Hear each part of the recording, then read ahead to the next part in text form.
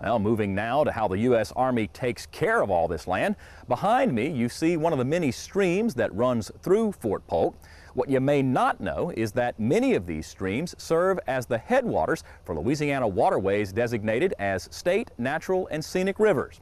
What makes it tough for the Army to keep streams like this one clean is that the soil here is very sandy and erodes quite easily.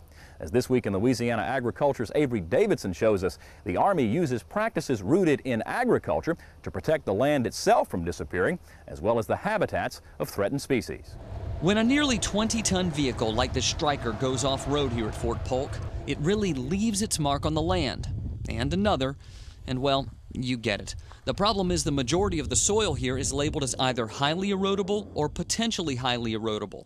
And Fort Polk receives an average of 59 inches of rain every year. Rain that could turn this rut into a gully and eventually wash the land away. At the end of the rotation, we come out and we repair all the small areas to prevent the soil from moving to different areas. Javance Jones is the maneuver damage coordinator at Fort Polk.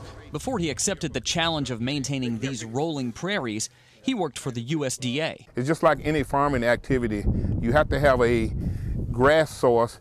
It's the first line of defense to soil movement.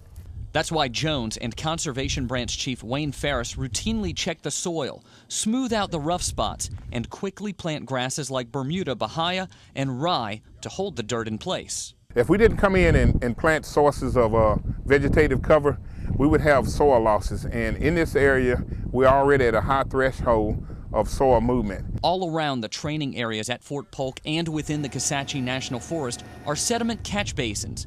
What happens here is the runoff with the soil flows down. When the water becomes still in the basin, the silt sinks to the bottom. As the water rises, it flows into this pipe and into a nearby stream, virtually silt-free. And when the basins fill with sediment, Ferris and his crews dredge them out. We take those sediments from them. At that time, we take them back up slope, use them in gullies and in erosion spots, and restabilize that soil. Agriculture is rooted in every environmental protection measure that we put on the ground out here. Our job is to maintain a tenable land base for Fort Polk, and all the erosion control measures and the seeding and the fertilization that you see has its foundations in years of agricultural development. We utilize practices that the NRCS has developed through the years. So our base foundation is through agriculture. Now, the reason why these guys do all of the work on the range to repair the damage done is not just to keep that land there, stop it from eroding away. Here you see the real reason why. Look how crystal clear this water is. It preserves the ecology, and it basically looks like a stream running through a natural forest. Experts have used a single word to describe the quality of the water flowing out of the post. Pristine. Because of our efforts and our management styles and our protection, you know, the water quality and the streams that are coming off Fort Polk are pristine.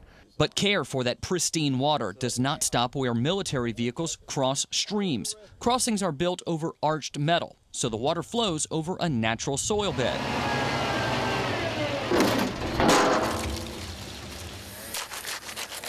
This crossing is being built using concrete, but the concept is the same. Impact the natural flow of things as little as possible. The biologists and foresters at Fort Polk have a good reason to preserve this ecosystem. At least one of the inhabitants depends upon their work for survival. The red-cockaded woodpecker lives in the remaining longleaf pine forests at Fort Polk and in the Kisatchie National Forest, and it's on the endangered species list. The bird is commonly called the RCW, and any tree inhabited by the RCW is marked with paint. But it's this marking that lets biologist Kenneth Moore know the RCW is calling a tree home. See how the tree on the right looks like it's covered in candle wax? Moore says the RCW pecks holes in the tree so that the sap will drip down the sides. That prevents snakes from climbing up the tree, getting into the cavity. Speaking of snakes, this is a Louisiana pine snake. It could be the next to join the RCW on the endangered species list. Little is known about this snake. That's why there are 6 snake traps like this one set up around Fort Polk. There's only one problem. The pine snake's main prey is the pocket gopher, which lives underground. And that's one reason we think we don't catch very many, because the snake spends most of its time in the burrows. Moore says 2 of the pine snakes caught at Fort Polk are now at the Audubon Zoo. They are the center of a plan to breed snakes in captivity and release them into the wild.